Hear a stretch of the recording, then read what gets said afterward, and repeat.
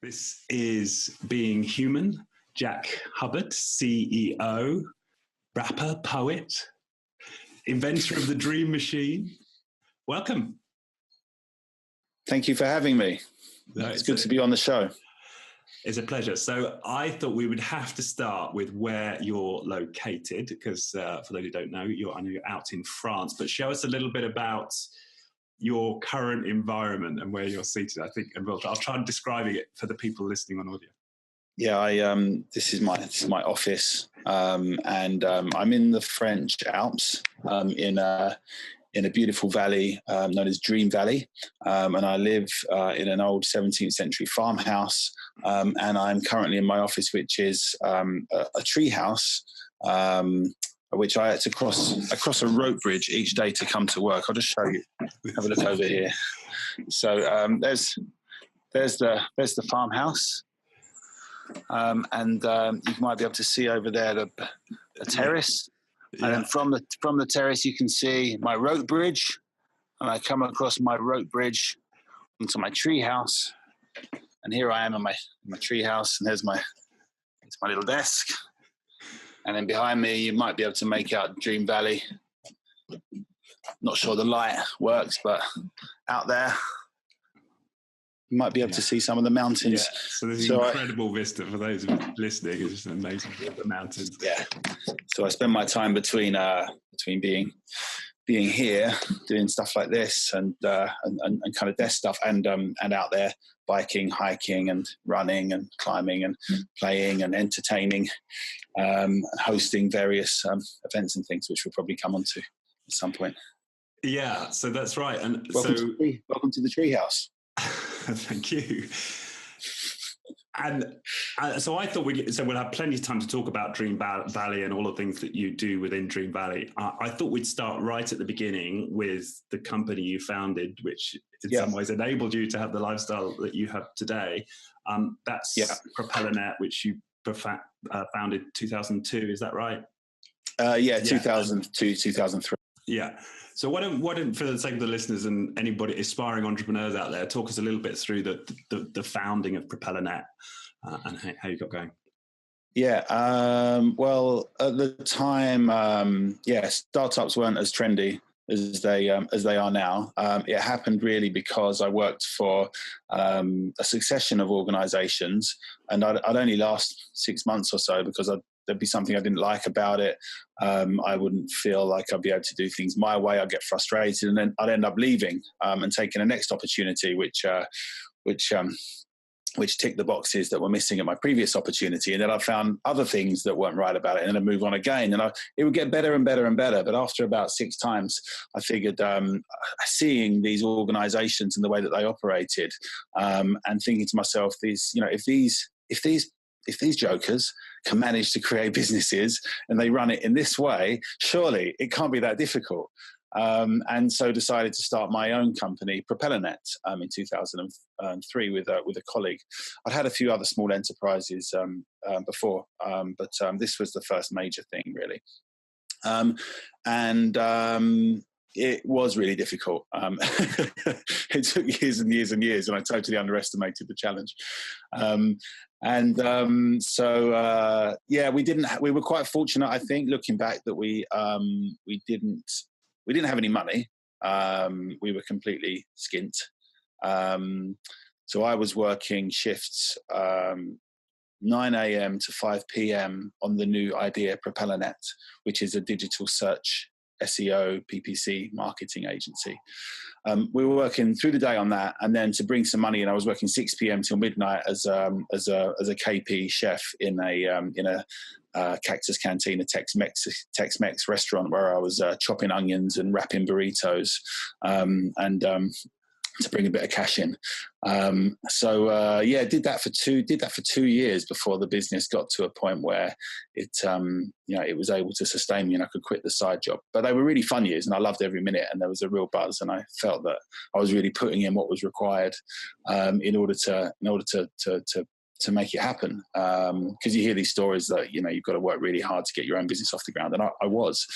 The real bonus looking back now is that we didn't have a clue about investment or what investment was, because we could have just gone out with our idea and raised some money from somewhere, but we didn't even know that that was a thing that you could do, or that there were people out there that would give you money for your business idea, because we were young and we weren't very clued up.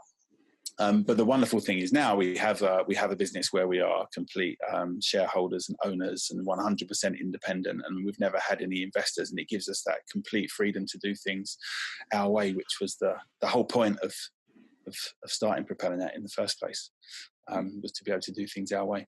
Yeah. So that's a long time doing two jobs effectively. Yeah. Yeah. And what do you think it is about you that sort of had you stick that out, where I'm guessing a lot of people would have? What kept you going through that? Yeah, I wanted to be a chef as well. I had a kind of secret desire to change career from kind of like sales and moving to like and be a chef. I read that book, Anthony Bourdain's Kitchen Confidential, and I was really inspired by that. And I love the idea of the camaraderie of working in a kitchen. A couple of my mates worked there. And so it's kind of like a social thing as well. And I loved it. I loved it. It was chopping onions, but you were in a team. There were 8 of us in the kitchen, and after work, you know, we'd go out for drinks, and we'd be out till 2 in the morning, because it was part of a chain, and there were bars and clubs that were owned by the same chain. So it really, I'd recently moved to Brighton, and it gave me access to a whole new social circle. So it wasn't, I don't know, really, it was just how it was. It was just like, I needed money to cover the thing. I believed in the business idea. I needed some money, and it was, you know, and it was fun. And the other thing, it was just zero responsibility. There was some responsibility. You had to put a plate of food out, but it wasn't stressful. You just had to chop the onions, wrap the burritos. And it wasn't my business. I just had to show up and do my hours. So there's something nice about having a zero responsibility job, having had many jobs where there was a lot of responsibility. So I don't know. It was fun. It wasn't, I loved it. I didn't have kids back then. I was a lot younger, had a lot more energy. So it was just, I don't know. It was just, yeah, it's just how it was. I loved it. It's great. Right. And so you must have taken a big drop then, presumably in salary and status, to go from salesman, which you were previously, to chopping onions, right? Yeah. Well, the onions paid about £5 an hour, and I was on with bonuses. I was probably on about 50,000 a year with the corporate sales job. So yeah, a big drop. I also had an understanding girlfriend who was doing quite well. She's now my wife, Linda. So she was, we were living together at the time, and she was paying most of the bills as well. So my money was kind of like my pocket money, if you like, and she was covering some of the bills. So I was fortunate that she believed in the idea as well. Yeah, God bless her. Yeah. But I think for me, I think that's kind of an important part of the journey for a lot of entrepreneurs, especially if you've got a really good gig going. It's that ability to say no to the money and the status. And I know Jeff Bezos has a similar story. He was working in a big investment bank and a huge job, and went to his boss actually and said, you know, here's my plan for Amazon. And he said, yeah, that looks like a great plan for somebody who doesn't already have a great job. You know, why would you jump and take the risk? Definitely. Right. And I go on, carry on, Richard. And I was going to say, for anybody out there who may be in this position where they're considering dropping their corporate job and doing something following that, do you get this question a lot? You know, do you have advice for people in that position? For me, well, there's a lot to this. Like if you're 25 and you live in weekend to weekend, you're just kind of having a bit of a laugh. You don't really have any responsibilities. You don't have any children. You're not married. You don't really, if you don't earn, you just got to pay the rent. And if you don't earn more money, you can't buy a nice pair of jeans, or you don't go on a holiday. It's really not the end of the world. So I think if you're in that part of your life, then it's easier to take risks. I think once you have families, and you have responsibilities for mortgage payments and children. I didn't start this business in that context, but I can imagine it's a very, very different kind of situation. That's not to say that you shouldn't do it. There are ways. The other thing I remember thinking at a very, very early stage was that having a salaried job didn't feel like it was ever going to take me anywhere, because I was only ever as good as my last month's work. So as long as I showed up each month and did something and did the work, then I get paid some money. But I could do that for 10 years. And then as soon as I stopped doing that, then I'm not getting an income anymore. So in my mind, I wasn't really, it didn't feel constructive. I wasn't creating an asset. It's kind of like renting a house and buying a house. Like if you're renting a house, the minute you stop paying your rent, you're out of the house. If you're buying a house, once you've got the asset, it's yours, and it will continue. You can live there, rent free if you've paid for the house. So I didn't really. I had that idea in my mind, and I was like, okay, even if it's going to pay me less for 10 years, maybe in 20 years, I'll have created an asset, which will mean I can go snowboarding or skiing or surfing or go on an adventure, and it's still going to provide me an income to kind of like pay for those adventures. Whereas if I'm on a salary, what have I got? I've got like 4 weeks holiday a year. And if I want to take time out, it's unpaid. So I think a lot of people overestimate the risk involved. If you're starting a new business, if it goes wrong, if it doesn't work out, like, you can go back to your job. You can go back to the career that you previously left behind, and you'll be all the wiser and richer for the experience. If it doesn't work out, you've learned a lot, and maybe your second enterprise will work out because you're more experienced. This kind of stuff takes time. There isn't a huge risk as long as you can make the finances work. There isn't a huge risk, but there is a huge reward if it is successful, because it provides you with freedom in how you want to work, what you want to work on, where you want to take the business, who you want to employ, what culture do you want to create, what do you want to build around you, what legacy do you want to build, what freedom do you want to create in your life. And I started that company 15 years ago, Propellernet 15 years ago. And in the last 2 or 3 years, it's began to pay those kind of dividends where I can decide if I want to go to heli skiing in Russia, or if I want to spend 2 weeks hiking across the Alps, or if I want to go on a surf trip, or if I just need to be with the kids more because they're young and growing up. It's given me the freedom to have that lifestyle.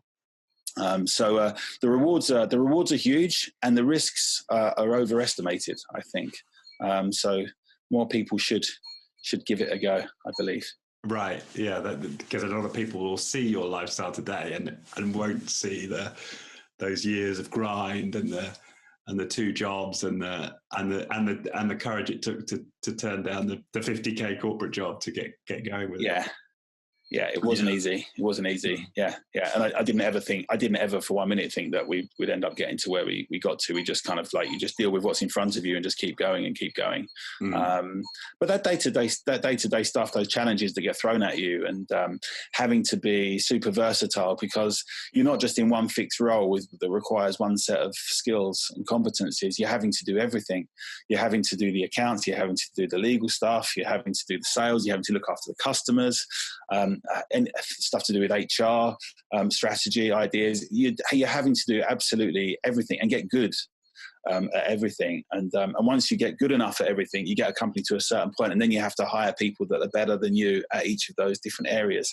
So there's always something to figure out, always something to solve, always a next level. And it was like, we always used to think it was like playing a computer game, trying to get to the next level. You just beat the boss, you get to the next level, and you level up and you keep going. And although it was hard, there was something really fun about progressing the business over the years. And it wasn't always progressing though. Sometimes it would fall off a cliff, and and it would come back, and we'd win some clients, and then we'd lose some clients, and then we'd have clients ringing us up shouting at us on a Saturday, and then we'd have have a staff issue, and it was kind of 5 steps forward, 4 steps back, for many years. But it just kind of like, I think we were both very clear, Jim and I, that we wanted to build something together.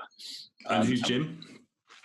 Jim is my co-founder and business partner that I started the company with in 2003. We were friends. I met him at university on day one in halls of residence.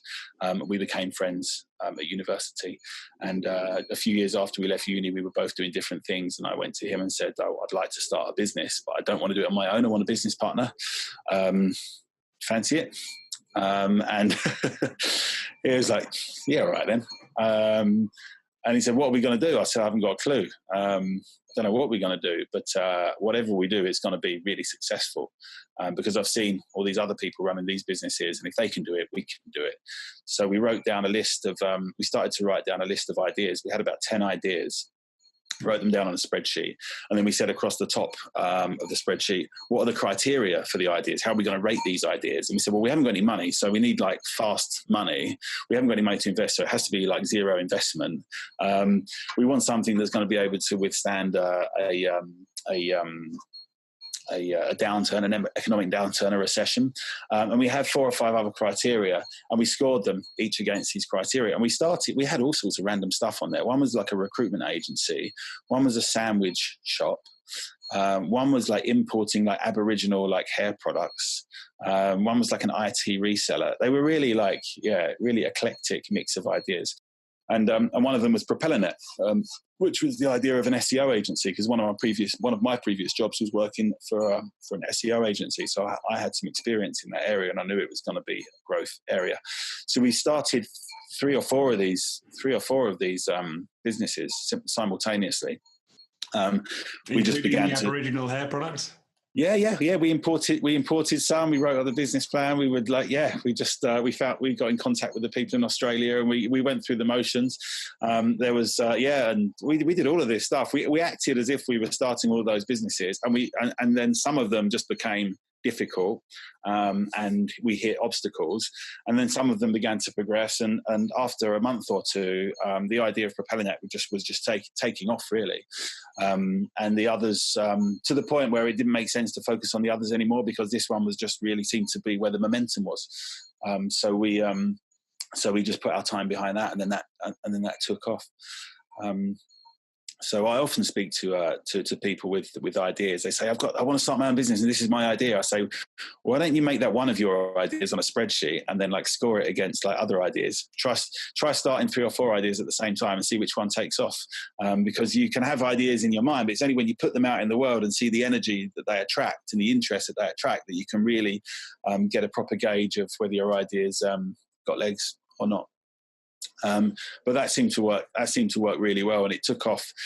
It took off pretty quickly for us. It was just really good timing, and we got a sense almost immediately that this was the thing that was gonna happen for us. We did a market analysis we made a short list of 10 companies in the SEO sector that we felt were the 10 leading companies in the sector, and we constructed an idea, a business. So we were like a mystery shopper client. So we were able to ring these companies up, not as ourselves, but as a mystery shopper client, and say to them, we've got this business, we've got this budget, can you help us? I'm not sure this is entirely like, legal or like even like appropriate or acceptable, but like we were hustling. And so we got the lowdown on these 10 different companies. They sent us a proposal over, and we just kind of like weighed them up, and we said, well, that's not quite the direction we want to go in. That's not the quite direction we want to go in. Something between here and here. This is how we'd like to position ourselves. And we were able to confidently position ourselves in presentations, and pitches to new clients, understanding what else was in the marketplace and where we wanted to position ourselves. So that was really, really valuable. Having like it's really like a competitor analysis is what we did in detail, and then we were able to construct our proposition from that. Book meetings, go out and win clients, and we did that. I think our 3rd or 4th pitch, we won our first client. The first client, they like called the police and chased us out of the room, saying we were a bunch of jokers with a laptop, because we didn't even have an office. They actually called the police. Yeah. He called the police. Yeah, he thought we were like con artists or something like that, because we didn't actually have an office. We didn't have a business. This was our first pitch, so like we didn't have any like clients, and we didn't have anything. We were just trying to win a client. So in some ways, we were con artists, I suppose. And did the police show up? No, we legged it. So we were out. So we booked a meeting in a serviced office, because we didn't have an office. So we booked a meeting room in a serviced office, and the guy turned up, and he was like 2 guys in a laptop, serviced office, and of course we were serious. We were going to do this thing. We were going to deliver, but we were green, because this was the first time we were doing this presentation, and he was a bit of an arsehole as well, to be honest. And he was just calling us out and stuff and going, who are you? What is this? You don't know what you're talking about. Like, you know, this, you just rented this office. You're just a couple of chancellors with a laptop. And we were like, oh shit, like, he's kind of right. So we ran away. We regrouped, and then we came back, and 2 or 3 pitches later, we won our first pitch with a company called the Universal Wine Exchange in Bermondsey, I think was the office. And we came outside and we high-fived and danced. We're like, yeah, like we're in business. So then we had a budget to go and figure out how we were going to deliver the project, and we did, and it was great. And it went from there, really. 2 or 3 clients later, we'd won a FTSE company, which was Legal and General. We won a big contract with them, which really gave us enough money to move out of Jim's broom cupboard and rent a proper office space, which was still a bit of a crappy office space, but it was at least we had a space and we were able to hire a couple of employees, and then it felt like a company. We had our office, we had an address, we had employees.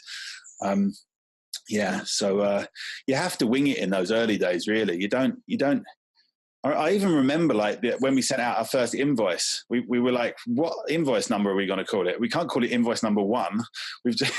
Otherwise they'll think this is the first ever invoice we've ever raised, and they'll ask all kinds of questions. So I remember we were like, well, maybe number 451 or 732. And I think we settled on 632 or something like that. And we're like, yeah, okay. So yeah, we were kind of like, in those, like I say, in those days, like, startups weren't really like celebrated.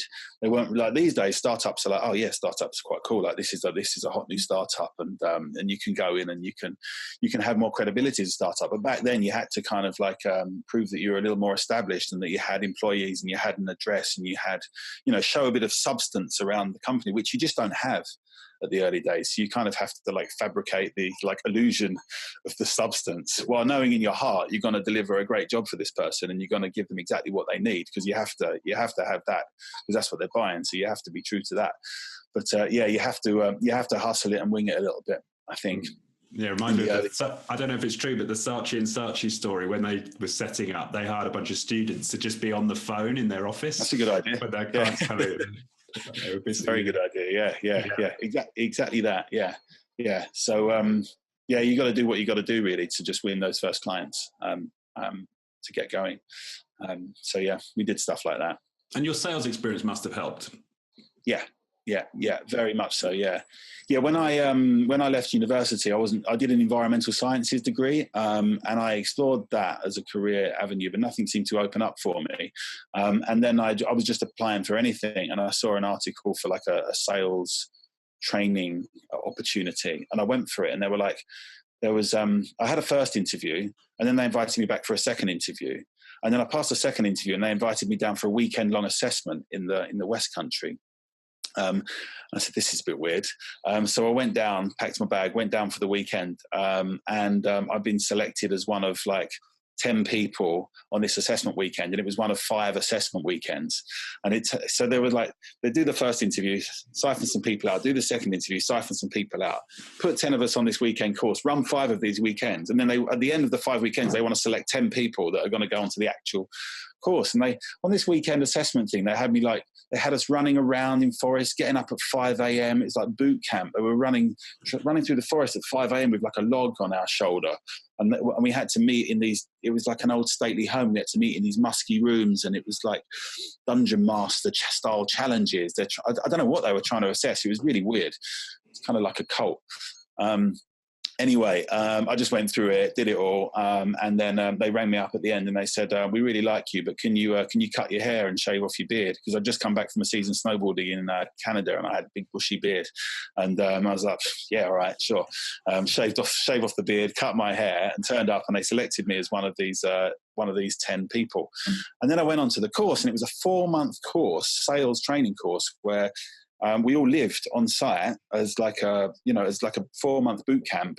They'd get various sales trainers and mentors in, and they'd train us on all these different methods, tell us which books to read, and then give us like a a company that we were going to work for later on tell us about their products, get us on the phone selling their products, out in the field selling their products. And if we qualified at the end and graduated from that program, we got a full-time job for the company that we were doing sales for. And we qualified, we got given a car, got a phone and a laptop and a 22 grand job with bonuses and benefits. And then it was just like the company went under after 6 months. And then but I had all this amazing sales training. And then I went and got in the internet stuff after that. So yeah, you never know what kind of path is. Yeah, you never know really how you're going to get. I could never have plotted this course of how I was going to end up like where I am. So you just always like, what are my options right now? How can I create options and opportunities? And then just assess each one and think, actually, this seems like the right direction to go in. And rather than just stick in that next role for 5 years because people tell you it's bad for your CV to look like you've moved around. Like if something's not right about it, if something's not right about it for you and you've learned that, actually create some new options and then move on and find something else. And just, because you need to navigate your way through to the place where you're happiest and most comfortable. And you're not going to do that if you stay put in a certain role. I love that message of creating options. We had another guy, an academic actually, on the show in complexity theorist called Dave Snowden, and that's one of his big messages is, if you're dealing in a complex world, don't just back one horse. And this is what, of course, venture capitalists do with multiple startups. It's like create options and then put them out there and get a sense of what's coming back to you. Yeah, and use that as a mechanism to help guide you where to go. And that sounds very consistent with what you're talking about. Absolutely. Yeah. That definitely fits with how my early career was and how Propellernet got started as well, and how Propellernet is today. In fact, Propellernet is a marketing agency, but that's how we started, as an SEO agency. But today we have a number of businesses. We have an SEO marketing agency, which is voted best place to work in the UK many years running, and we have a software business called Coverage Book, which was born from the agency, which is now more profitable than the agency after just 4 years. Even though the agency is 14 years old, we wanted to get into technology, software, and a product, so we put a small team onto that. That's going really, really well. There's a second product which we've launched called Answer the Public, which is showing a lot of early promise and could be equally or perhaps more successful. So we diversified into that. And then when the cash flow starts to look positive, and we were kind of like seeing that we had a bit more money in the bank than we needed as a buffer after we paid our taxes, what can we get a better return from that than we can from the bank? And Jim, my co-founder, he'd always dreamed of running a small property enterprise. So building, renovating, renting and flipping properties. So we now have a property business, and we're on our second project there. We bought a townhouse in Brighton, which is where we're based, and converted it into 4 apartments, and we offered Propellernet employees first refusal with, they could do their spec, not have any gazumping, below market price. And we had a couple from Propellernet move in to their first home. We were able to create for them, which is really, really lovely. And Jim's kind of doing the thing he'd always dreamed of doing. And we have a growing kind of property business, which is kind of fledgling at the moment. But like as the rest of the business goes and the cash flow becomes positive, then that's going to be another way that we can diversify our interest and create more options. So I'm excited to see where that might lead in future, whether it will remain residential or whether we can do some interesting commercial property deals in the future, create some cool spaces around Brighton or beyond. That would be cool. We also have the Red Stars, which we might go into, which is an interesting project which has been going for probably about 4 years now, and we're effectively a bunch of punks and misfits who have been sent back from the future to save creativity and to save music, because in the future all entertainment has to be sponsored. All artists have to be sponsored by the one giant OneCore corporation, and our social profiles are monitored.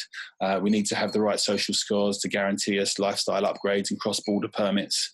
And the Earth is a scorched place, and they're building off-planet new estates on some other planets. And out there, Jake Sniper, our protagonist, is going about his business, recruiting a band of punks and misfits from the slum bars in the off-planet New Estates to record a genre-spanning, mind-bending album that's going to go on to blow a giant hole in OneCore's corporate sanitized image.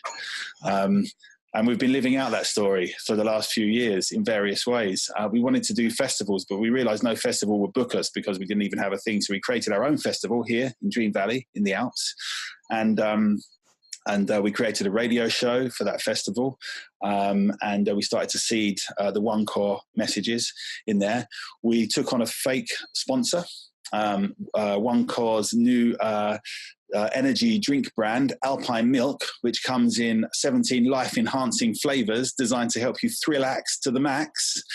And I put a post on Facebook, should independent festivals accept corporate sponsorship, which sparked a huge furore of opinion pieces coming back and forth. Some people saying, take the money, you need it to get the festival off the ground. Other people saying, no, stay independent.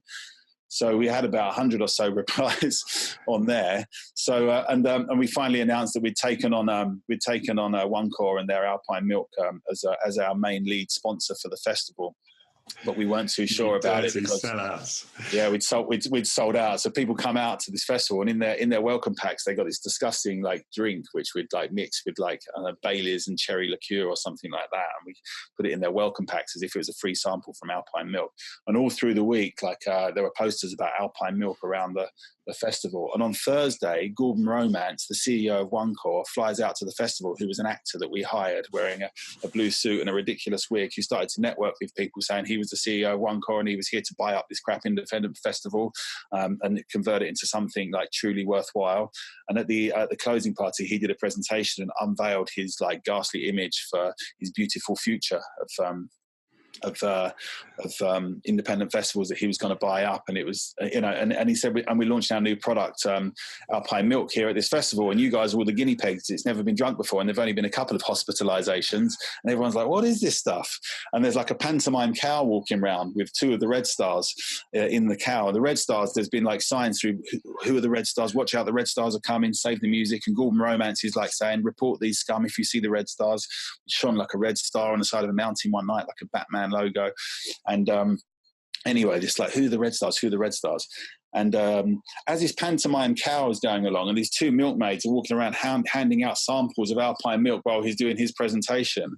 And he's got in his presentation like pictures of like inflated cows' udders like on steroids, and it's just like horrific like images of like what this drink contained. And then two Red Stars jumped out of the pantomime cow, jumped up on the stage, grabbed Gordon Romance. At the same time, 5 other Red Stars appeared in the forest behind, holding red flares up in the sky, and approached the clearing where the party was going on, handed out rainbow diffraction glasses to everyone, jumped on stage, put Gordon Romance, the CEO of OneCore, in the back of a Jeep, drove him off, announced that the situation had been averted, OneCore had been stopped for now, and Red Stars were here to save the music and rescue the independent festival, and let's get back to the party. And then we just put on a closing party show for like 3 hours in this clearing under these gigantic waterfalls. It was, yeah, and that was our first festival. And since then, that was our own festival. And then with that video and credibility of doing that, we've since been booked for Glastonbury. And this year we just done Kendall Calling, where we helped to craft the narrative of the whole festival. And we did Blue Dot Festival as well, where we had a mobile roaming sound system. And we've released, we've recorded, we're just in the editing of a 14-part series telling the story of Jake Sniper against OneCore. Which should be due for release sometime in the next year, but we're taking our time and finessing it and doing the soundtrack and working out how we want to release it in the way that the Red Stars would do it. So this is not really even a business at this stage. This is just pure creativity, pure fun that came from one of the guys, Mark Slade. Mark Slade, this is his idea, by the way. This is his original idea. And when we were on holiday in Chamonix for Propellernet's Christmas party. What we do at Propellernet is we follow people's dreams. So if people have dreams that they want to realise, I support and help them realise their dreams. And Mark Slade in Chamonix we were sitting down having a beer, and he was telling me when he when he was in a band when he was younger, they had this idea, and this idea in his head has just grown and grown and grown. He collected the characters, he collected the traits of the different characters, he collected the different storylines, the worlds. He had the whole thing in his mind, and I said, you have to write this down. So he wrote 10,000 words, brought it back. He invited all his friends and artists and musicians to come along and just see if they wanted to jam off the idea. And then the movement was kind of born then, and it's been growing steadily over the last few years. And we've got about 100 Red Stars now who are part of the cause. They're all punks, misfits, creatives who bring different skills, to the party. And we're all doing it purely for fun at this stage. But it would be lovely if we found a business model within that could free up more of Mark's and Sam's time to be able to. We currently give them a day a week each to dedicate to working on this art project. But it would be nice if we could justify giving them more. I mean that just in itself is extraordinary, right? A company that will give a couple of its employees a day a week, paid presumably, to work on an art project. I mean, that's not like your standard corporate responsibility where you get a day cleaning graffiti off the local the local roadsides once a year or whatever it might be. That's a serious, it's pretty cool. It's pretty cool. It's really cool. You can, like, when Sam joined, who's now one of the leaders, he's like his Mark's kind of right-hand man on this. When he joined, it was a week before we did this festival, and he turned up on day one, and we knew he was a DJ, and we were able to say to him, welcome to your new job. Here's a flight ticket. You're going to warm up for Soul to Soul in the Alps next week on Byside and Alpine Lake. And he's like, what? And then there's more recently when we're doing the festivals, there's some younger people in the team, and a couple of the guys have got kids who are a little bit older, and we're able to say to them, do you want to come away on this project with us? So we're able to just collect people and say, come on, let's go and put on this show. And there we are. There's 20 of us, and we're in the Lake District, and we're just building this venue in the forest, and we're building, assembling a crash satellite. And these people are like, I thought I was signing up for an internship doing like data crunching, and here I am building I've been sent back from the future, and I'm building a satellite in a forest in the Lake District, drinking like Truth Juice, which is our own branded beer. What's going on? This is amazing. And it is amazing. And I love it. And it's like, I love it too. One of my bucket lists was to do summer festivals. And so for a few of us that was, and to have something that we could take to festivals. And it's just, so if, this is culture, isn't it? This is when you start to get to, like, you can write up your cultural values and stick them on a wall. But when you do stuff like this is living who we are. We are punks and misfits. Yeah. We are an independent movement, and we're here to sort out the corporate scum. Right. And it's one thing to have creativity as a value or empowering people as a value, but it's quite another to take it to the level you've taken it to. And the other thing you talk about, which is sort of fits with this philosophy, right, is this idea of you're not necessarily going for growth. And you consciously made a decision you didn't want to have a business that you might sell, which is another typical route for a CEO. So you just talk a little bit more about the sort of philosophical underpinnings of this awesome creativity that you seem to enable. So our mantra is make life better. And I'm currently working on like a holding umbrella brand for all of these projects, which is MLB World. It should be coming out in the next couple of months. So MLB, make life better. And the purpose of the company, we got to a certain size, and we were really asking ourselves the question, why are we doing this? And we're just going to mindlessly, like, each year set a new target, which is like 30% higher than last year, and then chase that. And then the next year chase another target, and just keep doing it, and just keep doing it, and keep doing it. Why are we doing this? What is the point? What's the point of this? Like, where does this lead? And then we plotted that course, and we said, well, if we do that course, we're just going to be chasing, our life will become chasing numbers across spreadsheets. And to what end? Do we want to exit? Do we just want to grow and get bigger and have more people? Will that feel the same? We're about 60 people. We really like that. If we're 500 people, we know we won't like that. There'll be just loads of headaches that will get escalated to us, and people problems. We don't want that. We don't want to exit. Do we want to exit? I don't think we want to exit. We don't want to be bought out and be locked into a 3-year earn out or a 5-year earn out, owned by some corporate agency that is just wants our numbers from us. They're not going to let us do the Red Stars. They're not going to let us do that kind of stuff. They're going to kill all of this stuff that is really important to us. So why are we doing this?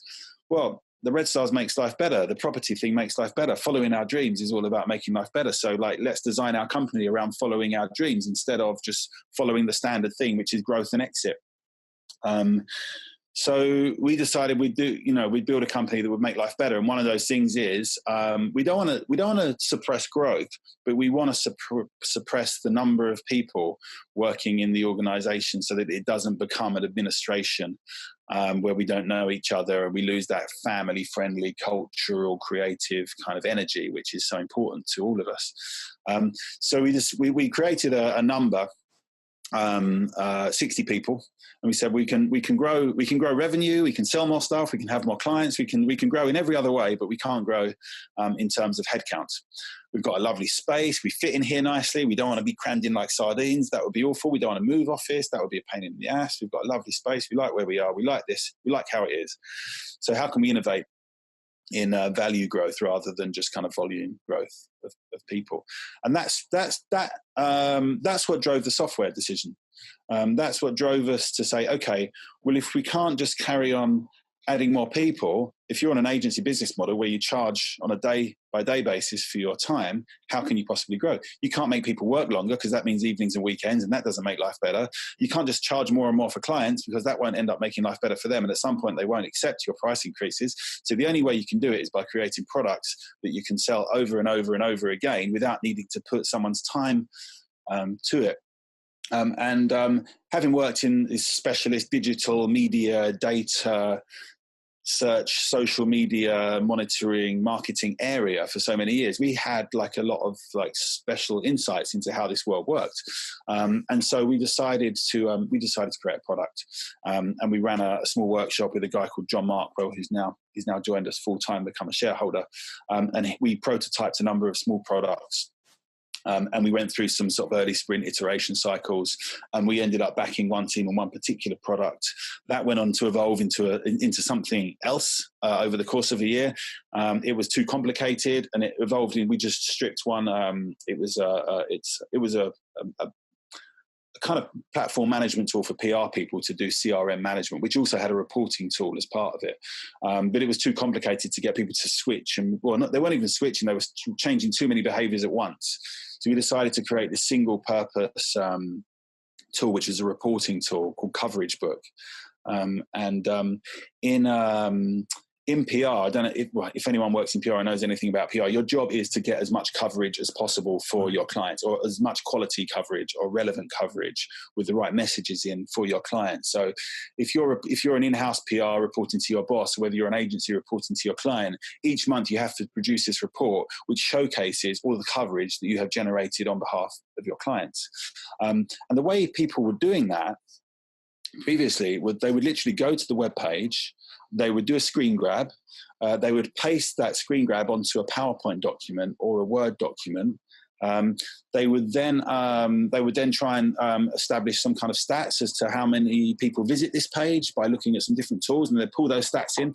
And so someone would be effectively sitting there manually doing this very boring, uncreative copy and paste job into the early hours, or it might just be an intern's job or a junior's job just to do this all the time, create these reports. It's just mind-numbingly boring, time-consuming, and it doesn't look good. It looks crap as well. So the tool that we created, Coverage Book, it just automates all of that. So it grabs the data, grabs the screen grab, makes it look beautiful, and presents it, and then sends it back to the client. And you subscribe to this thing for like $50 a month or something like that, and you save like 3 days' work, and right. You can bill that time back to your clients for hundreds and hundreds of pounds. So everyone's like, yeah, that makes sense. I'll buy that. And it took off, and we have something like getting on for 2,000 subscriber clients to that product. And although it's not bigger than Propellernet in revenue terms, it's generating more profit than Propellernet. Wow. And our measure of success is revenue per person. That's the metric that we aspire for. Because if you just have if you add up your total amount of revenue and then you divide it by the number of people that you've got in the business, it gives you a good indication of the relative resources you have to make life better for each person. So you could have like 100 million, turnover business, but if you've got, 100 million employees, then they've only got like $1 each. £1 each or €1 each, depending where you are. But if you've got like $100 million business and you've got 2 employees, then the revenue per person is $50 million. So each of those people are going to have, the company is able to make life better for those people. So that's the kind of philosophy. So with Propellernet, we had a business which had 50 people capable of generating £5 million pounds turnover on its business model. We wanted to see if we could create a business that could turn over 5 million pounds in turnover with just 10 people, and that would be the way that we could potentially increase the revenue per person. So that was the business plan. We didn't, before we even knew what the product was, we said 5 million within 5 years with no more than 10 people. And that was kind of the basic business plan. And then Gary's the guy that's led on that and made that happen. So I can talk about it as if it's like, really clever, but I know nothing about software. I know nothing about product development. I'm not a developer. I know nothing about design. But I was just fortunate enough to work with Gary and recognize when was the right time for him to move on from SEO consulting and moving into this product, and kind of put those guys on it. And then I had nothing to do with it. I left them to it and they just absolutely nailed it. And that's what's interesting to me is it sounds like you orientate yourself. So these constraints are really useful, right? So you don't just keep on doing like the same thing, but getting bigger, but this idea of growing revenue per head, but also it's about this idea of focusing on individual people and what the dreams in their hearts are, right? And using that as kind of as a way to orientate yourself in terms of where you go with the business. Is that right? Am I getting that right? Yeah, it is exactly like that. And I think this is like, this is a key point. I think I used to struggle with strategy, like as the sort of founder and sort of like CEO, people go, what's the strategy, Jack? What's the strategy? And you can get these books about strategy, which is like do competitor analysis or move laterally into that segment or bring new products to the market you're already solving or take your existing product to a different market. And there are different ways of this whole this whole course. There's you could like read these books forever about all these kind of different things, but it always felt like a little bit random and a little bit cold and a little bit pointless. It was just like, what's the point of doing that? It's like to go and like earn some more money. If you could do that, we might be able to earn a bit more money. We might be able to grow a bit. And it always seemed a little bit cold, a little bit pointless. And when I tried to do those things, it didn't always work out anyway. And so I was just a bit rudderless. I was like, well, how do I lead? What cues should I be taking rather than be taking cues from sort of Harvard Business Review textbooks about like which direction I could be taking the company. I needed something a bit more real. And so with the idea of making life better, speaking to employees and being an employee-led business, asking people, we asked them about their dreams. We asked people, what's your dream? What do you want to do in life? Where do you want to take your career? How do you want to develop and grow? Who do you want to be as a person? What sort of challenges do you need? And all this kind of stuff. We really focus on that, and we take our cues from that. And when something kind of when a real passion or someone that's capable person that's got some real burning passion to do something, we get behind it. We invest. We put some time behind it. We let them get behind it. We give them a bit of time, and often it doesn't go anywhere. Often they're like, oh, that was a bit of fun. Now I'm going to go back to doing my day job. Or it's not really what I thought it was going to be. And then and then sometimes it does. It just it really takes off and becomes a whole new thing within Propellernet or outside of Propellernet. We've had a lot of people that their dream has been to do something that wasn't appropriate to be part of Propellernet and the MLB world, but like they should still 100% go and do that, and we'll 100% support them in doing that. We've had people leave and start their own businesses who we've supported, and we had Rick started HAPS, his business, which he's now an independent SEO consultancy, starting a health and energy boosting powder drink product, which is all about mental well-being, which has like a serotonin enhancer, which is useful for depression, which is kind of linked to part of his story. And we've really been supportive of Rick in leaving Propellernet and in supporting him on his journey.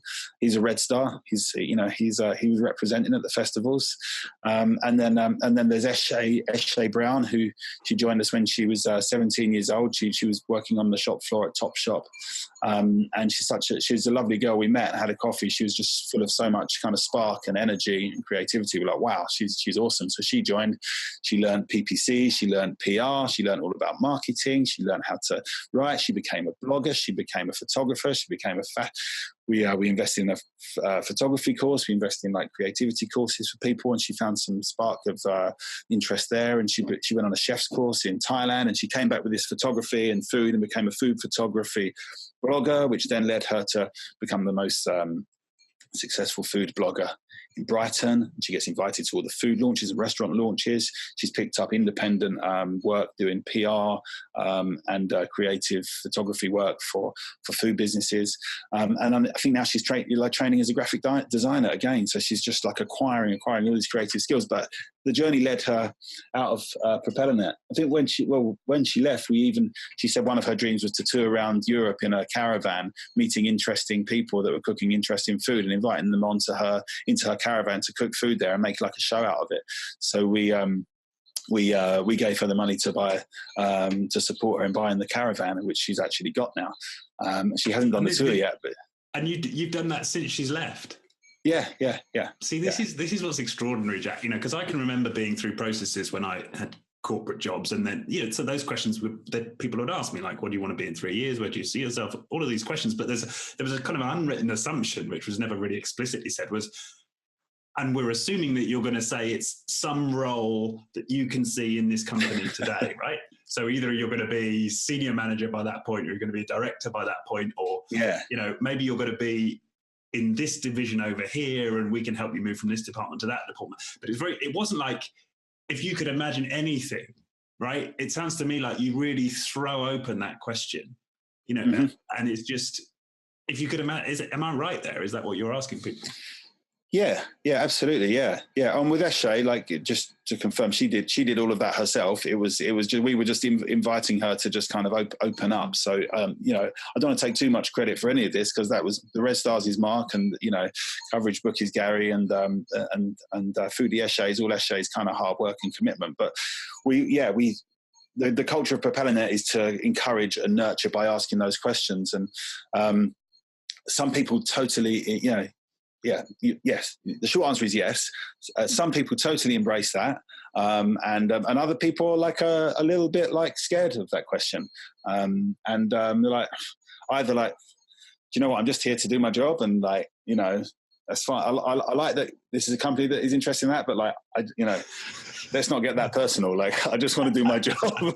I'm sure there's a lot of people that are like that, and that's totally fine. Like, I'll just be happy with the promotion in 3 years. It's just fine. Yeah. It's that's totally fine as well. And maybe some people are scared of where it might lead, because it's not always.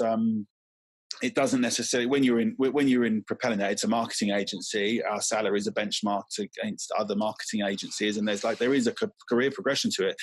There's no guarantee that if you go and do this kind of other random thing, that the salary is, or your income is going to be like, matched to that. And so some people might be, might be scared to be having that conversation with their employer, because they might think, okay, that's not, I don't know, they might feel vulnerable or exposed in some way, which I can totally understand that as well. So all we do is we just try to celebrate examples. We just do it authentically. We mean it. And when there are examples of where people are following their dreams and where we're supporting them, whether it's inside Propellernet or outside of Propellernet, we talk about it and we celebrate it, and we and then that kind of like, that helps other people. Oh, really? Okay, this is real. This is true. Okay, I see how this works now, and it gives them a way to kind of like to get involved. I mean,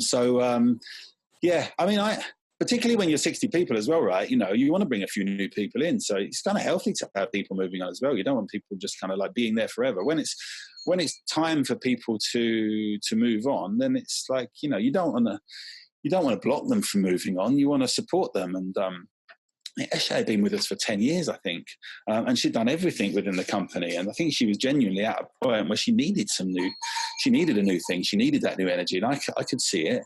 And she knew it as well.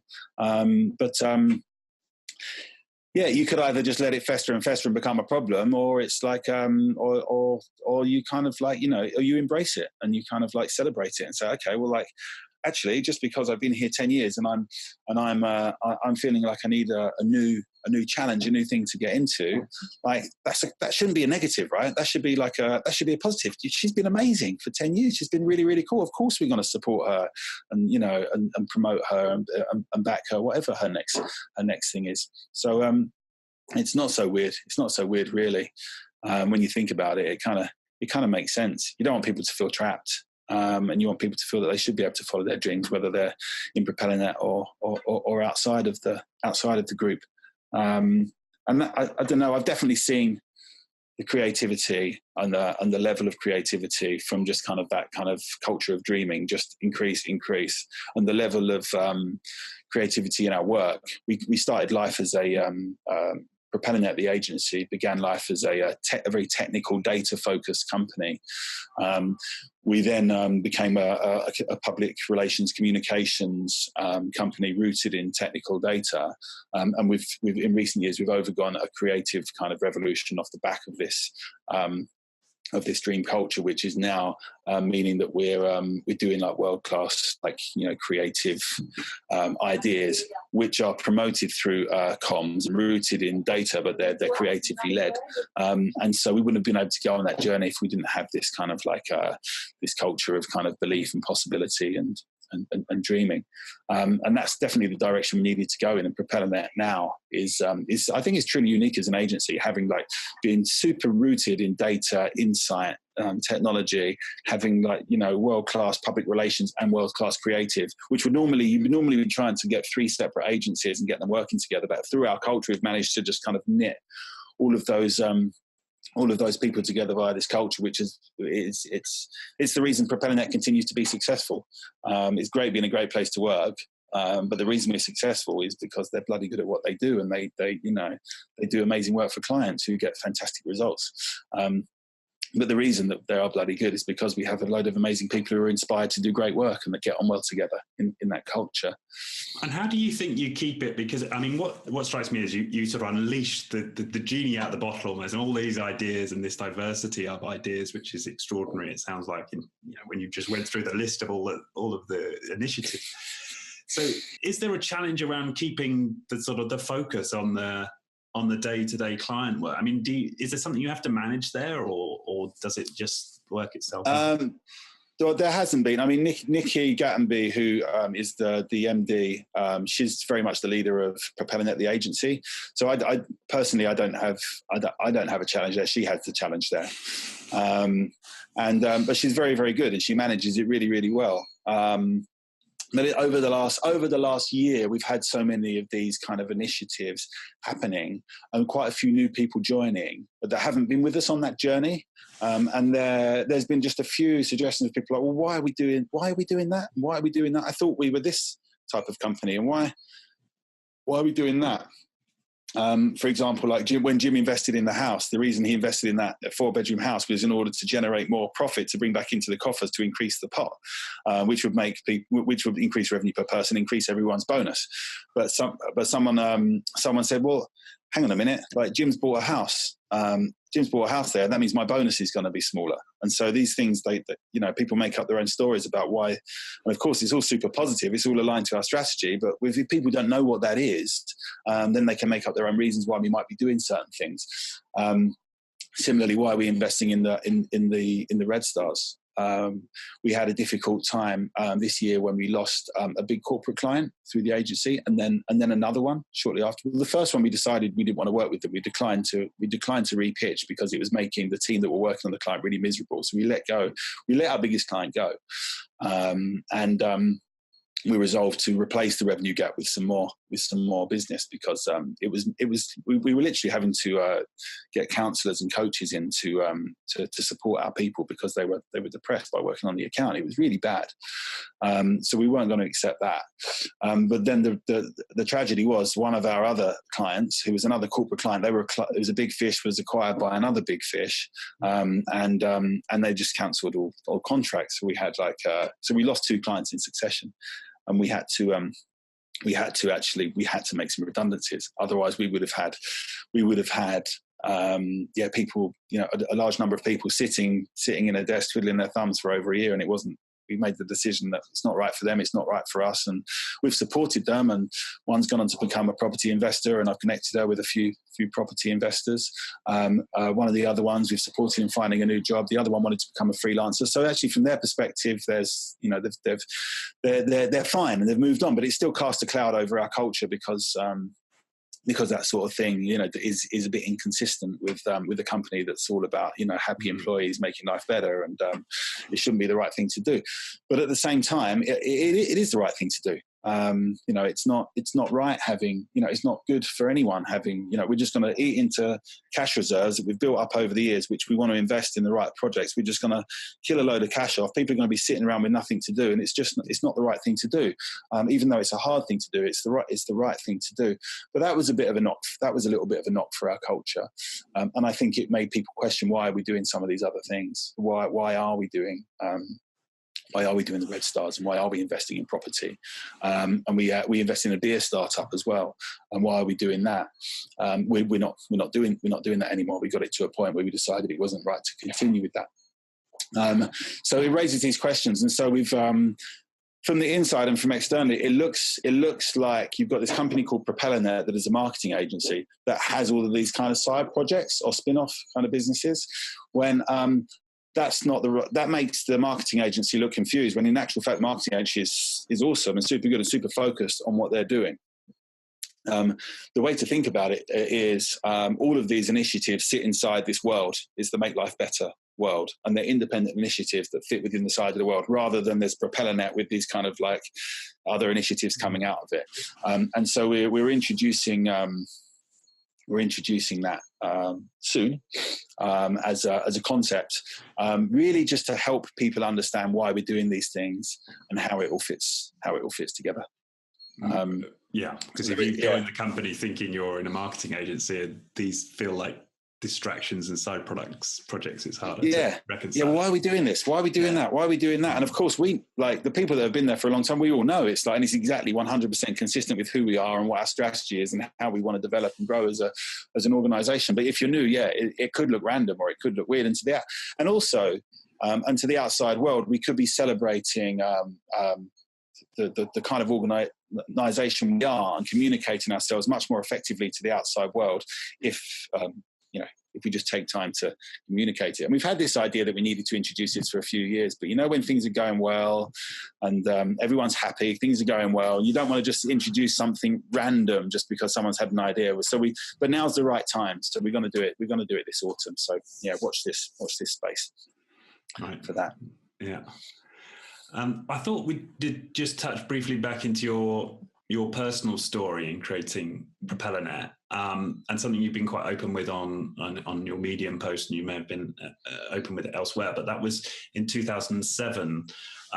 As you were building Propellernet, you had this major personal event, the death of your brother, and you talk about how that affected you and your outlook. Are you happy to share a little bit about that here?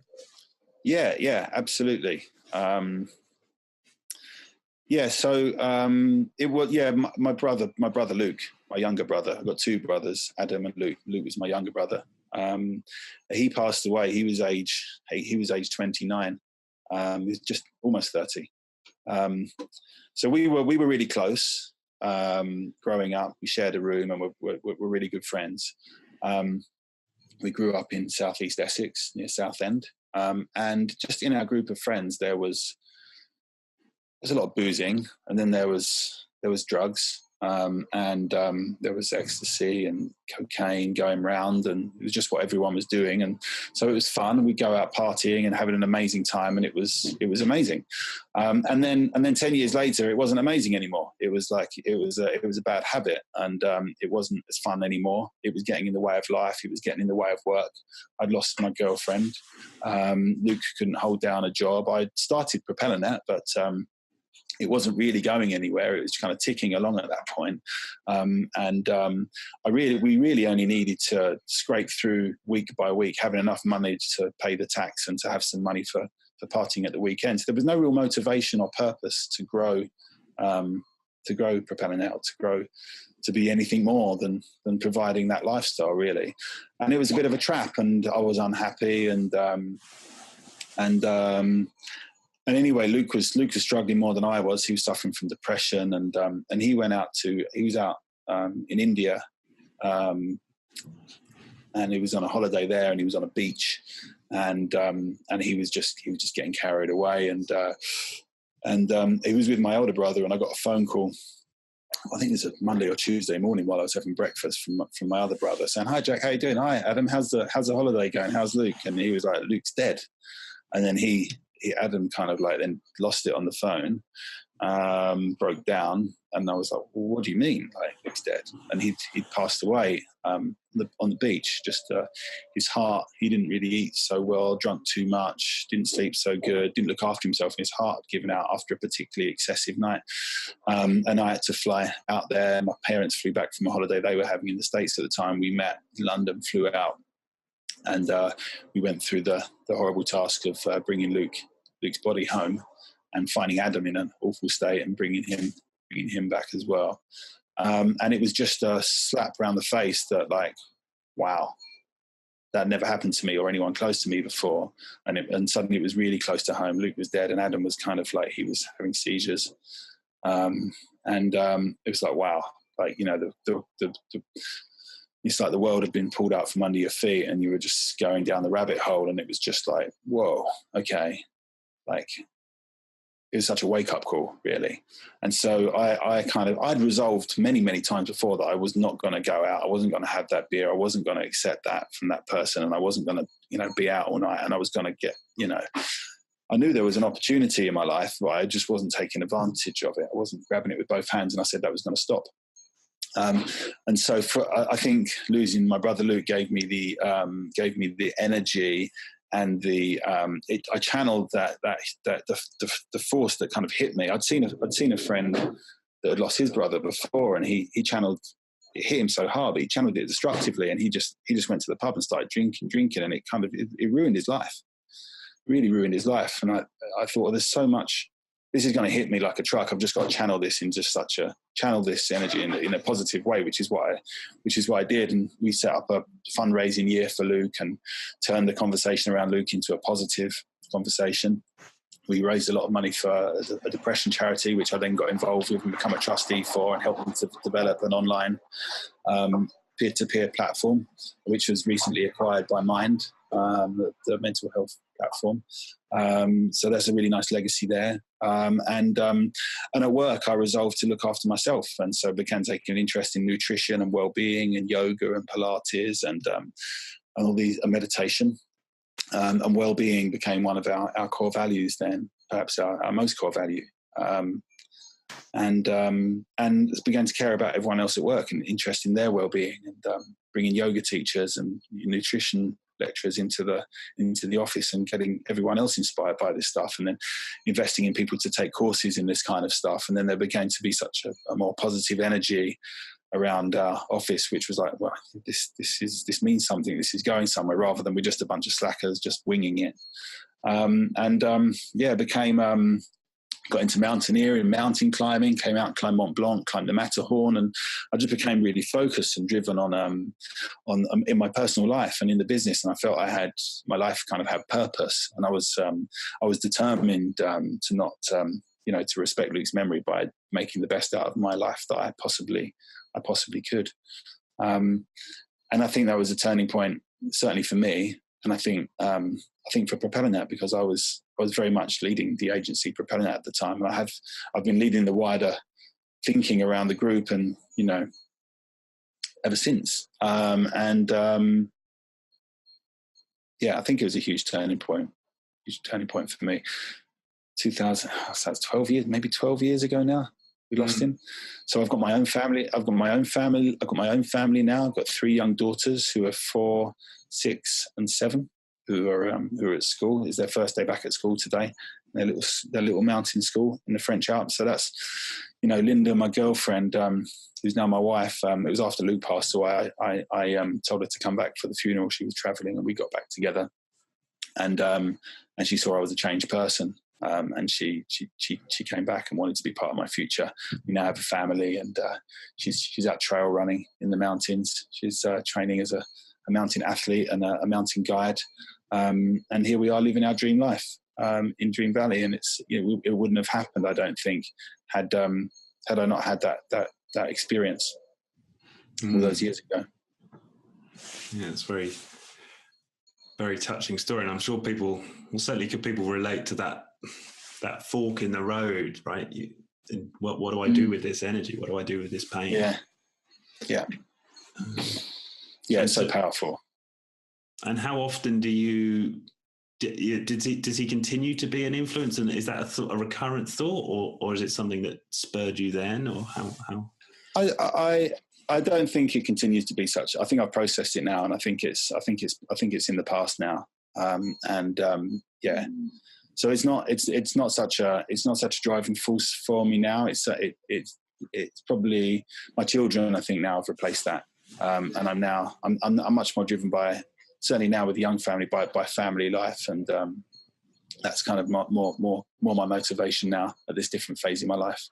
By my personal, I'm at the age of the midlife crisis, right? I'm early 40s. I'm becoming aware of my own mortality. So I'm learning to surf, and I'm out snowboarding, I'm running, and taking care of my health and fitness even more, because I want to be able to continue to do these things for another 10, 20, 30, 40 years, maybe. And I want to be able to do it with my kids. So I'm teaching them how to mountain bike. I'm teaching them how to snowboard. And that's my kind of before they came along in the first few years when they were babies, I was very expansive in my networking. I was going to lots of events. I was connecting with lots of people. I was hosting a lot of events here when I first moved here. And as they've grown, I've kind of backed off on that because it was taking my focus too much away from the family. So I'm now trying to find a balance where I'm kind of getting behind, putting my energy behind things, but not needing to do the running. For so many years I was the one at the front, leading and driving and banging the drum and getting all the plates in the air and spinning them and come on, and doing that kind of entrepreneurial startup thing. I don't need to be that person anymore. There's other people that are doing that within the organization. There's other people that want that need that. And for me personally, I'm finding I've found a much better balance where I don't I've given myself permission that I don't need to be Monday to Friday, 9 to 5, on the phone, on the computer, processing email, making calls, jiggling things along in order to feel like I'm justifying my kind of place in the company and in the world, which is lovely. And the business is flourishing, at the same time. I'm much more laid back at the moment, and taking my energy is much more chilled. I'm kind of I'm learning to become a mountaineer. I'm spending time with the kids, and I'm hooking up with different people within the company as and when required to discuss different things. I fly back perhaps once a month, on average, of course of the year. In ski season, that drops off a cliff, and I don't drop off a cliff. My visits back to the UK drop off a cliff. Hopefully I don't drop off a cliff or get hit by an avalanche. No, I would say it's not about me at the moment. It's about personal life. It's about Linda, supporting her in her mountain guide qualification and her trail running, and supporting the kids. And my personal development is about learning French and learning mountain safety. I need those two skills, which I'm working on. So when the kids are a little bit older, and when I've kind of settled in more here, I think then there might be new projects that I might want to, but you can't underestimate how much it takes to get a project off the ground, to be that, that startup entrepreneur. And I've done it definitely once, and I've supported other people in doing it within our group of companies, and it's something that you can't enter into lightly. So I'm quite happy being the hands-off kind of like encouraging, nurturing, guy, rather than the kind of hands-on leading from the front guy.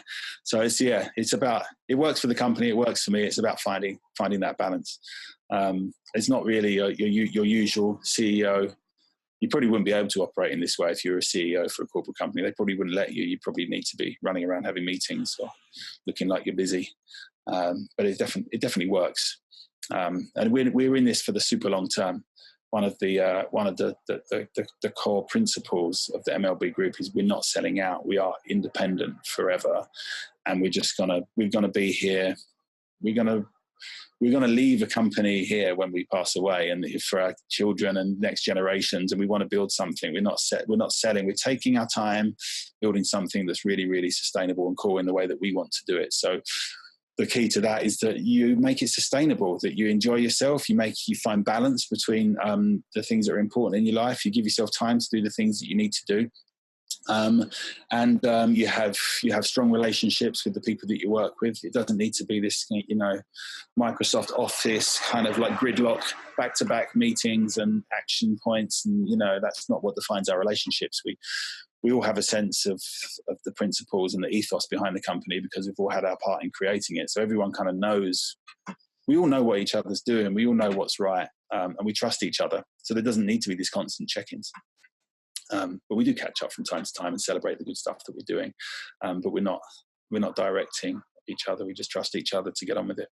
And that was something that struck me when I had a conversation with you previously about, okay, so you're out in the mountains, you're CEO, presumably you're having regular Skype calls, right? I mean, something to run this company.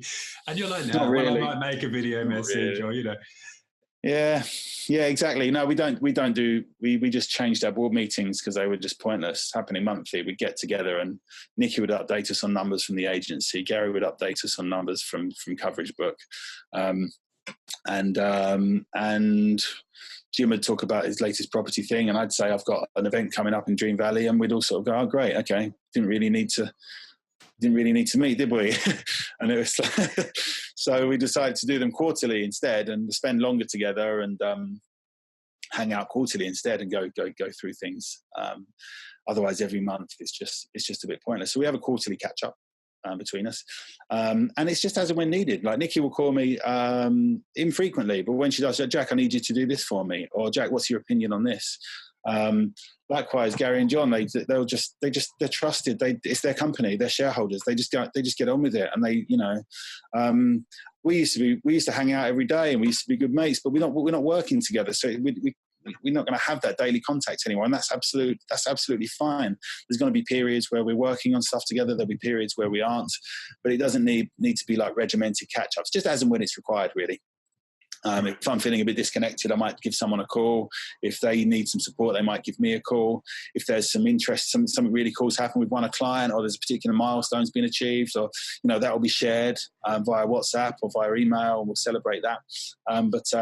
No, I don't have any demands. I don't have any demands on my time, really. It took me quite a while to get used to that. Surely I should have my Monday to Friday 9 to 5 filled with stuff to do, right? Well, that's an addiction, can be an addiction itself, isn't it? I mean, busyness, right? It keeps us validated and. I'm sure if I got into my email and I fired off an email, another email, another email, I would get emails come back, and then I would perpetuate. I could probably perpetuate, that but I don't think it would be helpful for anyone else. And it might give me the feeling that I'm more connected. But I don't know, when you're a founder, kind of like CEO type character, people give you more like credibility than they actually should. They don't realize you're just another human being that's just kind of like trying to get by just the same as they are, and you don't have all the answers to everything. But when you open your mouth, they give you disproportionate kind of like credence to what it is you're saying. So you just learn to keep your mouth shut, actually, because everyone's working on their own stuff. They know exactly what they're doing. They're the experts of their thing. I open my mouth with a stupid, like brainless idea just because I'm excited about it, and then suddenly I could like derail something or take something off track. So best I stay out of the way really, and let them all do their own thing. So no, we there's a few things I'm working on. So a few fun things which advance the culture. I'm working on a little mini book for the employees to explain all this kind of philosophies that I'm talking to you about, and I'm working on something else for next year, which is going to be fun, which I don't want to share now because I'll spoil the surprise for any Propellernet people that might be watching. Yeah, I'm lucky. I mean, I live in the mountains. It was always my dream to live in the mountains. I've got an amazing company with employees that are really happy, clients that are really happy, and the outlook is fantastic, and I'm able to do it. Where I'm not compromising, my passions or my family. I think you've set up a culture now, which is almost impacting on you in the sense that you can't do anything but live out your dreams now. I mean, how can you be the CEO of sort of the dream culture, and not live your dream? Right? It's fascinating to me that you're. No, exactly. Yeah. No, it's true. Yeah. If I start to try and behave like a conventional CEO, everyone will be like, "What are you doing?" Like that's like it would jar. What's with the suit, Jack? Yeah. What's that all about? What's with the calendar? Calendar. Yeah. Good point. It's interesting. I remember when we made the move here, it was like a big deal. It was a big deal for me because I've been in Brighton for 12 years. And my wife and I discussed it, and it was a huge leap of faith. It was like, I don't know how people are going to react to it. I don't know how they're going to, they're going to say, you can't do that. The business is based here. And I had my inner self saying, you can't do that. But I had my other inner self saying, no, you should follow your dream. What's the point in working your butt off for 12 years to get it to this point if you can't follow your dream? And actually, if you're asking everyone to follow their dream, then you should be leading by example. And actually, if you can make this work, then it's an amazing example. If you can explain that you can spend your, you don't squeeze an hour of like gym time in at lunchtime. You can actually spend like a day a week running to the top of a mountain, half a day a week riding a mountain bike, go trail running, shop for healthy food, pick up the kids from school, drop the kids off at school, catch up, do everything on your own terms in that way. Then it would be, what an amazing example that can work. And it is, not only is it working, like the company is going infinitely better since I moved here than it was when I was in the UK. And maybe it's because I'm not there. Maybe it's because I'm out of the way and I'm not chipping in with my ridiculous ideas. Well, that's what's fascinating about the Propellernet story and the broader, make life better dream or group or what it's going to become, is that a lot of cynics are out there, but okay, it's great they've got this culture, but surely they must be sacrificing something, okay. But then when the numbers are presented and actually it's financially doing very well and it's growing its revenues and it's a well-run business and all of that. The numbers are amazing. Yeah, the two are that's going to fry a few brains out there, right? It appears that you can have it all, right? You can have this type of culture and you can be successful in the in non-conventional terms. Yeah. Well, there's so much energy that gets wasted in like corporate environments that could be channeled more positively. That's an incredible inefficiency. And there's so much clunky, undue process, through reporting lines and kind of management structures and all that kind of stuff that just eats up time. And there's such a lack of trust that there has to be so many check-ins that it eats up more and more time, and it kills spirit and it kills energy and it kills creativity.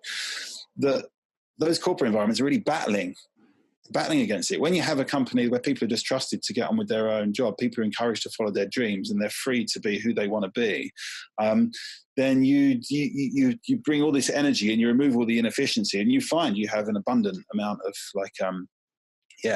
we don't need to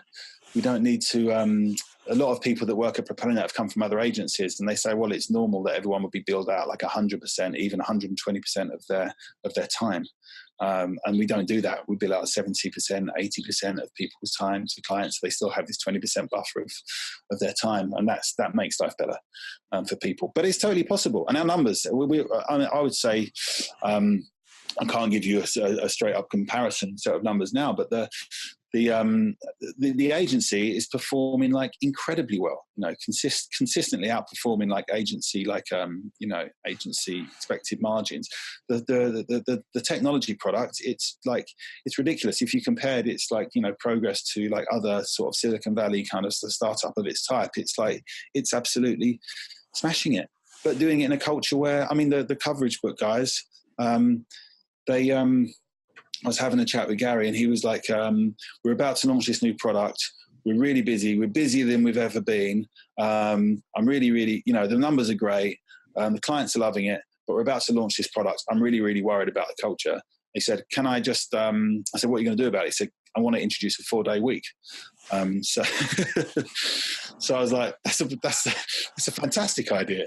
And so he went in the following week, and he told the team that he works with, we're going to work a 4-day week from now on. I can't remember whether they worked the same day or different days. Yeah, they were working a 5-day week. Now they're working a 4-day week. And he said that one of the reasons was to send people a message that the reason that we're doing this isn't just to get more and more money. It isn't just to get busier and busier. It is to create freedom and options in our lives. That's the reason that we're doing this, okay? So have a day, do what you want with that day, go mountain biking, work on a side project, spend time with family, whatever you want to do, because that is the reason. If we can't give ourselves that reward after we've created a company that's this successful, then then what's the point? So that was a great expression. And some people said, I don't want to. I really love working a 5-day week, or I'm too new. I don't think I've earned it. But the majority of people were over the moon with that. I can't remember how we got onto that. But I'm really chuffed with that. And it would be wonderful if we found more ways of introducing more technology and product-based sales to Propellernet, because we've got so much knowledge. If we could value price some of that knowledge or create products that we could sell to our clients, that more people within the agency could experience that kind of thing as well. That's one of the things I'd like to achieve. Although I have heard of services firms who've moved to 4-day weeks. I mean, you see that occasionally in the press where, that does. Well, that would be great. That would be awesome.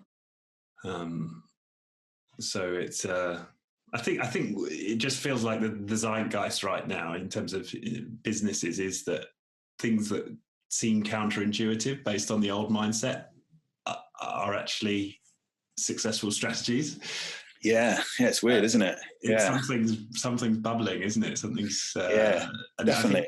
And I think it's got something to do with the fact that we're moving into this creative realm where actually energy matters. And this is something I took from you, because I've been out to a couple of your projects in Dream Valley, and one of the things I took away from you is this idea of managing energy, not time, and that's kind of lived as a mantra in my mind, which I'm thankful to you for. And this seems consistent with that idea. A lot of what you're talking about here. Yeah. Well, I mean, it was definitely about managing time, wasn't it? When I started, it was like, here's your, can I get an hour? Can I get an hour? And your days were just blocked out in hours. Meetings lasted an hour. Like projects were blocked out in days and hours. You priced in days, and you would literally be selling blocks of our own time. But we all know that when our energy is right and we're inspired and we're motivated, we can sit down and we can write, 10,000 words in 2 days. Whereas it might take us months and months and months to write that if our energy wasn't right. So time isn't really the right measure of our creative output, is it? Or our value creation. Energy is much more. But business just needs to catch up in that because we're historically caught up in Microsoft Outlook and timesheets and day rates and all this kind of stuff. So that's we're in the process as a business world of kind of unpicking all that kind of stuff at the moment. The other big thing that I think is worth mentioning is that it's just a different world now, right? Like when I started out in business, it was the option was, you can go away traveling to India or Thailand and just be a bum on the beach and just get high, or you can go and get yourself a proper job and work hard and try and make something of yourself. And that was like, it was binary. That was like, those are your choices. These days, it's like, no, actually, you can travel around the world as part of like a digital nomad, like roaming, team of people that are working on a project. Or there's a boat that's sailing around the Mediterranean where you can hang out on there with a bunch of other creative property people working on different projects together. Or you can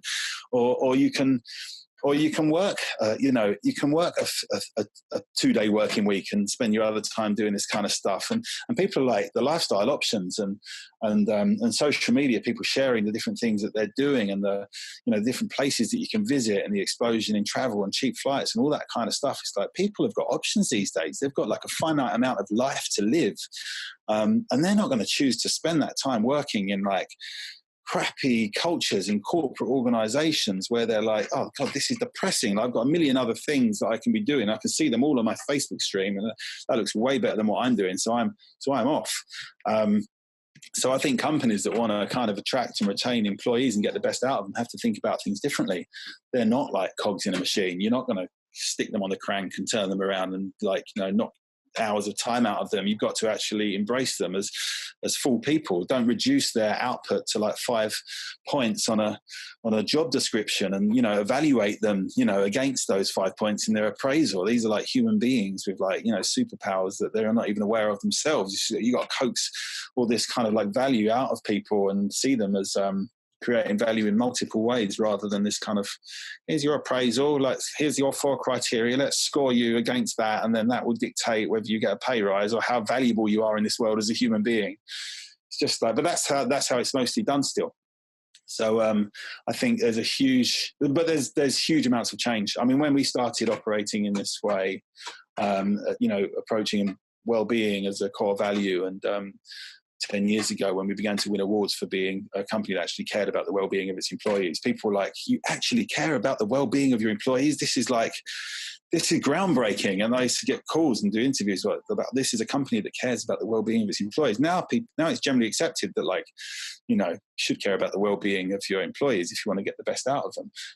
But there's more and more examples of this kind of stuff, and there's a groundswell that's kind of growing, and it's motivating to be a part of it.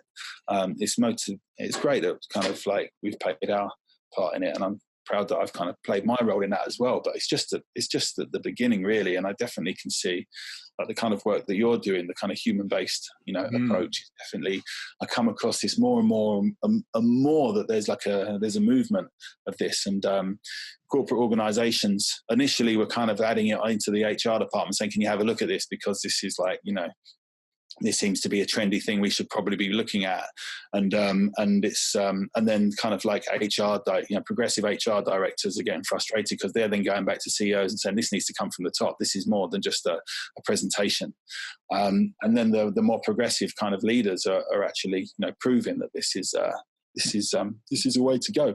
So we can have success, we can have profit, but in a way that doesn't compromise people or happiness, in a way that is profit, enhancing people's lives, and for good. It's about time, isn't it, really? I think we'll definitely look back, as we look back now and we look at Victorian times when people were sent to the workhouse, like, oh my God, do you remember when that, how archaic? I think in just like 20 years time, people will look back at like offices and be like, do you remember when everyone had to go to an office between like 9 to 5 on Monday to Friday, and you had to sit there and you had to clock in and you had to clock out, and maybe your toilet breaks were monitored, and like, wow. And we'll look back at this kind of era now that we're just hopefully leaving behind as being like, some kind of like battery farm business world where people were just kind of in like, little battery farm office pods stacked miles high in cities. And that'll be a portrait of the past, which we'll reflect on in the future, where everyone is more free and we're roaming and we have Wi-Fi and we're free range and we're free to go and be where we want and create the value that we need to create because we're trusted to do so as individuals, and it'll be much more fluid. So, I'm rambling now anyway. But I love that. And I think what's interesting to me is that the role of the CEO, I mean, you're right, it does get overplayed. And I think there's a sort of human bias in us that wants to ascribe, things that happen in the world to hero figures, right? I do think that's in us, isn't it? But I also think that where we have organized into discrete organizations and there is somebody who's given the title of CEO, if that person isn't modeling the behavior or doesn't seem to be manifesting the expression of what the culture is supposed to be, people will behave differently and they will take cues from that. So I think it is important that you're leading the life that you're leading, and in terms of sustaining the culture for your organization, that seems that would be right. Yeah, well, I believe so too. I believe so. And I've thought long and hard about what is it, what else should I be doing? What else, what is my role? What should I be doing? And it's obviously because I'm doing something completely different, and, and I have much more freedom. I'm like, is this just a blag? Am I really lucky? Or is this like, and I keep coming back to, no, this is what I should be doing. So no, thanks for acknowledging that. And I do agree. There's definitely downsides to it. I mean, it might look amazing that I'm doing all this stuff, and don't get me wrong, it is, but I do miss the connection. I do miss that kind of buzz. And I think at some point in the future, when there is a bit more space in my life and the kids are a little bit older, I do look forward to working more as a part of a product type team. Again, because I do miss that buzz. Part of the reason I create these events out here in Dream Valley is to surround myself with like-minded people, so I can get some of that back. Because I live in rural France. I've got a lot of good friends locally, but it's not an entrepreneurial community. It's a beautiful valley where there's farming and where there's a bit of tourism and some skiing and some hiking and that kind of stuff. But you don't have that same buzz and that same energy, which was a little bit exhausting for me towards the end, but I do also miss a little bit of it. So a few times a year, I like to create events out here. We do the ski trip, which you know about, Richard. The Conscious Business, which I've been on a couple of times and can highly recommend. Yeah, very good. In the snow, yeah. Conscious Business in the snow. So each January, 3 or 4 days in January, we rent a lovely big farmhouse chalet. And I just get to hang out with like conscious business people that have these kind of ideas, that want to share these kind of ideas and this kind of energy around business. We get to hang out in the chalet around the fire, hang out on the chairlift and on the slopes, talking, catching up. And we have about 18 people that are working in lots of interesting areas to hang out. So I love that. And we do altitude as well in collaboration with the Happy Startup School, Lawrence and Carlos. And we bring 25 entrepreneurs from all over the world for an adventure week in the summer as well. I'd like to do more of that stuff when I have the time. But let's see. I'm happy with. I think I have the right balance for now. Well, you're putting well-being first, in relation to your kids, which is again is consistent. And what you're saying does chime with some research. I saw we had somebody who's an expert in remote working, and she was sharing some research how there is actually an optimal. Right. Too little remote working can be a problem. Too much can also be a problem. Right? There's a sweet spot of physical contact with people. Yeah. For productivity. So. Yeah. No, that makes sense. That makes sense. I feel like I'm lacking a little bit in the physical contact at this stage. But it's fine. I won't groan about it any longer.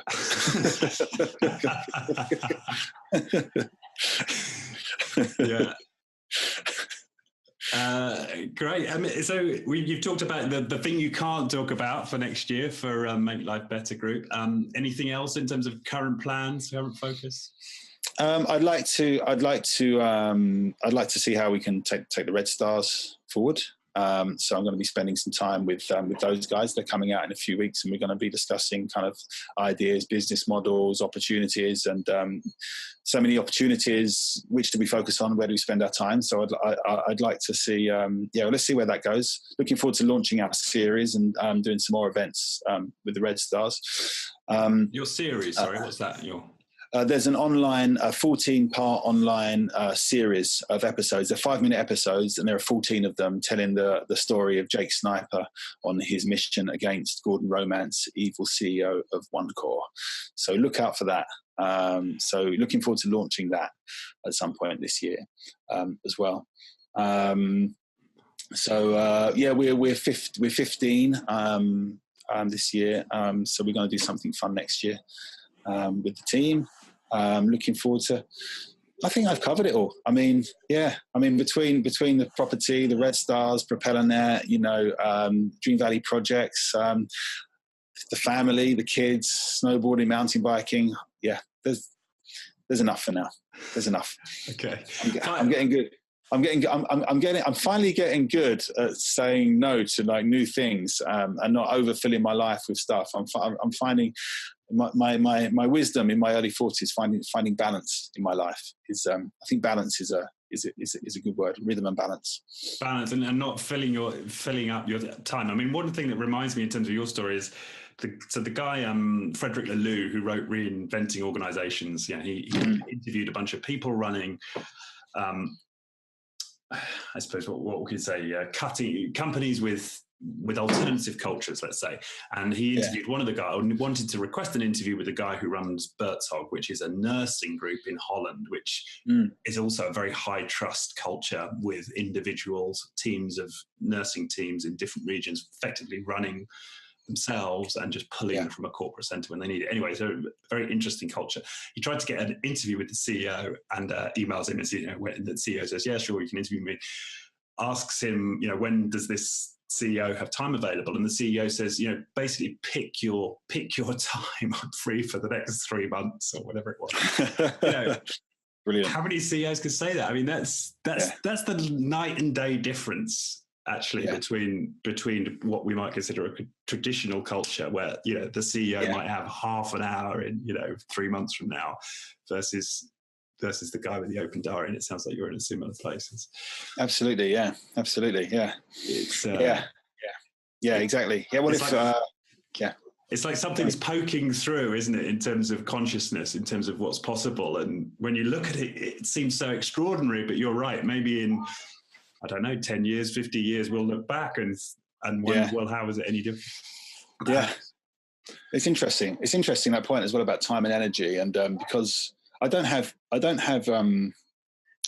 diary full. I don't have a bunch of appointments, and you could almost pick your time as long as it's not going to be good snow conditions at that point in time. You could actually, pick a time and we'll do it. I do have that same that same freedom. It definitely allows like spontaneity to happen. So now it gives you time to read things, to I need to call that person. So it gives you time to just kind of like do what you feel you need to do in that given day, rather than kind of being led by something you scheduled 3 weeks ago, which may no longer feel relevant to today. So there's definitely that. And then there's also something about your energy. So like I'm kind of carrying a lot of things, like in here, but in here, and you feel it in your stomach. Propellernet's in here, and coverage books in here, and the Red Stars is in here, and the property thing is here. Jim's there, Nick is there, Gary's there, Mark and Sam are all in there, and I've So even if there's a certain joy, but there's also a certain weight to carrying those things.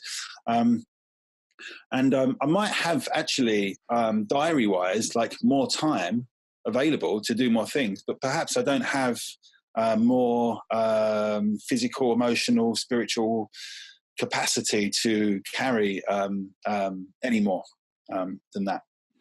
Don't know. It's an interesting thought, but it definitely feels like there's like a maybe that's being a founder thing. Maybe that's, because it's kind of, I feel like it's my baby because I founded it. I started it. I recruited all those people, and I'm like, and I love, it's like watching your children kind of grow. I love it. I feel like a sense of connection to it all. And maybe there's a limit to the amount of I've got that, and I've got my family, and I'm full. I don't have any, I have time, but I don't have any more room in here. Does that make sense? Yeah. No, I can see that. Yeah. Anyway, there you go. Little philosophical ramble for you there.